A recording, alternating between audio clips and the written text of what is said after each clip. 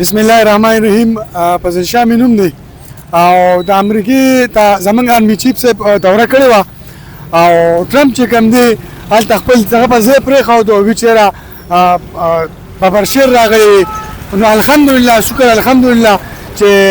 زمونږ ملک زمونږ آرمي چیف صاحب چې کله دوره وکړه نو هغه زمونږ الحمدلله دومره دغه جوړ شوی دی نوم جوړ شوی